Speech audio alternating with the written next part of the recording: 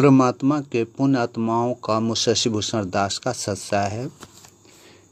बिना गुरु के या गुरु विहीन आत्मा कभी दास नहीं बन सकता। इसलिए मैं आहिस्ते आहिस्ते अपने नाम से दास हटाने के प्रयास में हूँ और परमात्मा की जब दया होगी और गुरु जी हो रहे अत्याचारों से विमुक्त हो जाएं और अपनी कृपा दृष्टि से पुनः हमें अपना दास बनाने का दया करें तो अपने गुरु जी के आदेशों का सर आंखों बैठाऊंगा। आज मैं बात करें तो मुझे किसी पुण्य आत्मा ने एक वीडियो भेजा। वीडियो रजनी ब्लॉग्स नामक चैनल का था।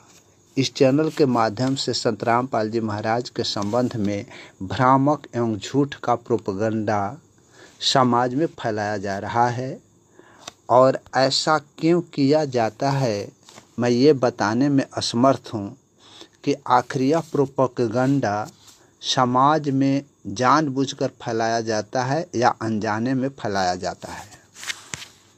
रजनी ब्लॉग्स चैनल पर अपलोड वीडियो जिसका शीर्षक है जवाब दिया क्यों हूँ मैं जेल में, संत रामपाल जी। इस शीर्षक को आप देखेंगे तो वीडियो में 2 मिनट 30 सेकंड बीतने पर वीडियो स्क्रीन में एक महिला जो आप स्क्रीन पर देख रहे हैं, महिला अपना नाम रजनी बताती है और लोगों के बीच संदेश देती है कि संत रामपाल जी जेल में क्यों गए हैं, जेल जाने का कारण क्या है, क्यों संत रामपाल जी को जेल जाना पड़ा। इस संबंध में रजनी झूठ का प्रोपगंडा फैलाती है कि संत रामपाल जी ने एक किताब लिखी थी भ्रष्ट जज कुमार्ग पर। जब ये किताब लिखी थी तो संत रामपाल जी ने भ्रष्ट जजों के खिलाफ शांतिपूर्वक प्रदर्शन भी किया था। 2 बार प्रदर्शन किया था, एक जंतर मंतर पर और एक चंडीगढ़ में प्रदर्शन किया था। भ्रष्ट जजों पर संत रामपाल जी ने उंगली उठाई थी, इसीलिए इन्हें सामना करना पड़ता है। हाँ, यदि किसी ने पहली बार जजों के ऊपर उंगली उठाई तो वह संत रामपाल जी ही थे। उन्हें सच बोलने की सज़ा मिली हुई है। वे सच बोले तो जेल में डाल दिया गया है। सरकार और भ्रष्ट जजों पर जो किताब लिखे थे, सरकार और जज सब एक हो गए हैं और उनके विरुद्ध फरमान जारी किए हैं कि संत रामपाल जी को जिंदा या मुर्दा कोर्ट के समक्ष पेश की जाए। यह भी वीडियो में वह रजनी बताती है कि वहाँ कोई कमांडो नहीं थे।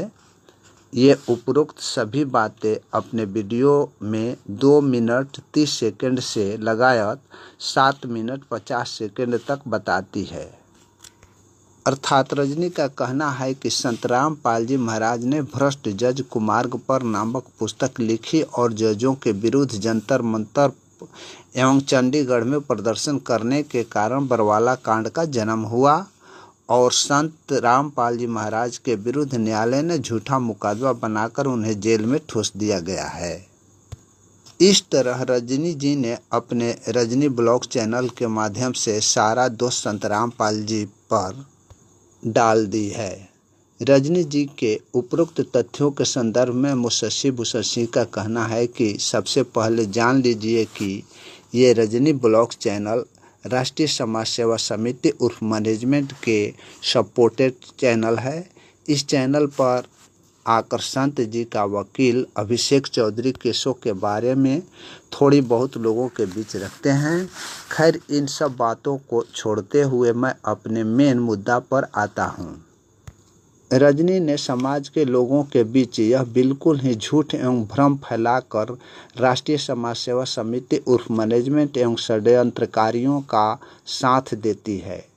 इनका कहना है कि संत रामपाल जी महाराज ने भ्रष्ट जज कुमार्ग पर नामक पुस्तक लिखी है। इस संबंध में मैं आपको प्रमाण सहित सत्य से रूबरू कराता हूँ कि इस पुस्तक को संत रामपाल जी महाराज नहीं लिखे हैं बल्कि राष्ट्रीय समाज सेवा समिति ने लिखी है। यह वही किताब है जिसके संबंध में रजनी द्वारा कहा जा रहा है कि यह भ्रष्ट जज कुमार्ग पर पुस्तक गुरुजी ने लिखा है। बिल्कुल ही गलत है, झूठ है, बेबुनियाद है, तरतीबी है तथा सच्चाई से कोसों दूर है। हम आपको दिखाते हैं कि ये भ्रष्ट जज कुमार्ग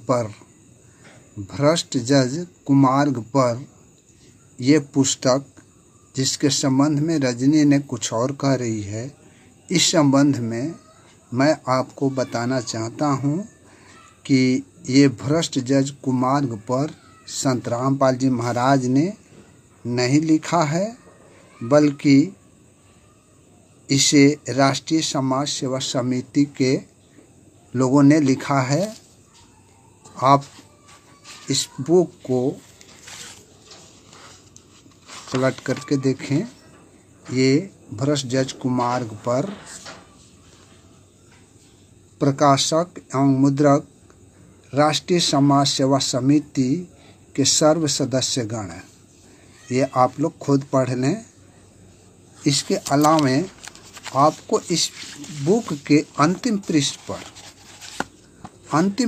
पर आपको दिखाते हैं कि प्रार्थी में कौन है। राष्ट्रीय समाज सेवा समिति के सर्व 10 लाख सदस्य तथा ठीक इसके बाईं तरफ में आप देखेंगे पत्राचार का पता में मास्टर राम कुमार ढाका, मकान नंबर 704, वार्ड नंबर 18, रोहतक, राज्य हरियाणा का रहने वाला है, जो राष्ट्रीय समाज सेवा समिति का अध्यक्ष है। अब आप पुण्य आत्माओं खुद निर्णय लो कि ये राष्ट्रीय समाज सेवा समिति मैनेजमेंट कोऑर्डिनेटर आदि ने कैसे कैसे गुरुजी को झूठ के मुकदमों में फंसाकर जेल में डलवाकर भी उन्हें समाज में बदनाम करते चले आते हैं।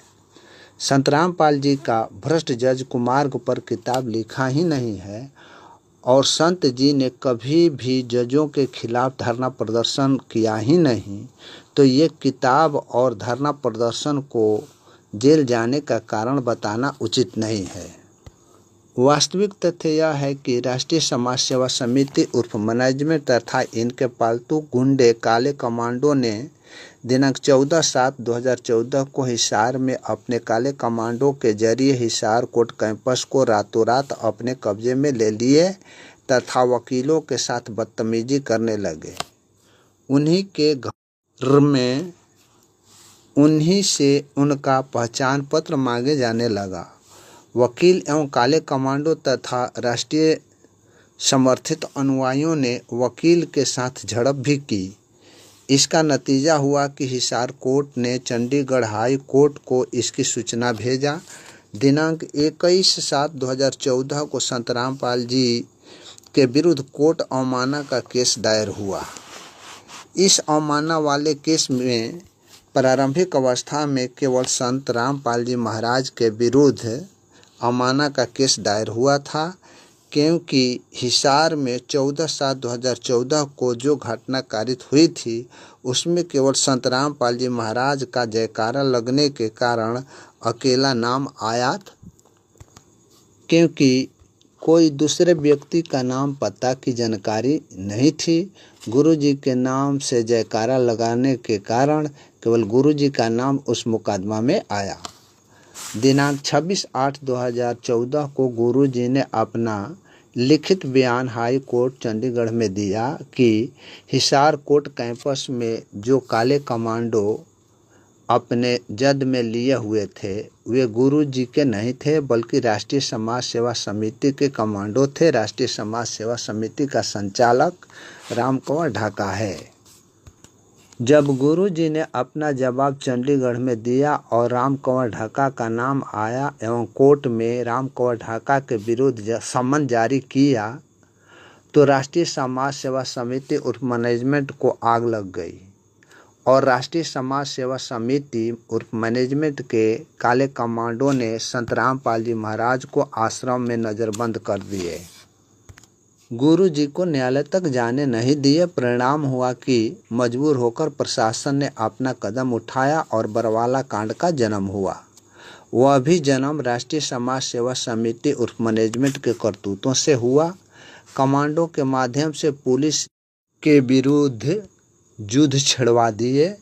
गुरु जी जब राष्ट्रीय समाज सेवा समिति के कब्जे से पुलिस के कब्जे में आए तो गुरु जी ने साफ साफ शब्दों में कहा कि मैं तो न्यायालय जाना चाहते थे मगर मैं बंधक बना था, कैसे जाता, मुझे रोक रखे थे। इस तरह से उपरोक्त घटना घटी और बरवाला कांड का जनक राष्ट्रीय समाज सेवा समिति उर्फ मैनेजमेंट है। बरवाला कांड हो या करौंथा कांड हो या छुड़ानी कांड हो, गुरु जी संत रामपाल जी महाराज के केसों के बारे में विस्तृत जानकारी प्राप्त करना चाहते हैं, वास्तविकता को जानना चाहते हैं कि गुरु जी को किसने दोषी करार दिया, किसने क्या गवाही दी, गुरु जी आज लगातार 10 वर्षों से जेल में क्यों हैं, गुरु जी निकटतम भविष्य में जेल से बाहर आएंगे या नहीं, ये सारी जानकारी के लिए अवश्य पढ़ें ज्ञान अमृत एवं षड्यंत्र का विष।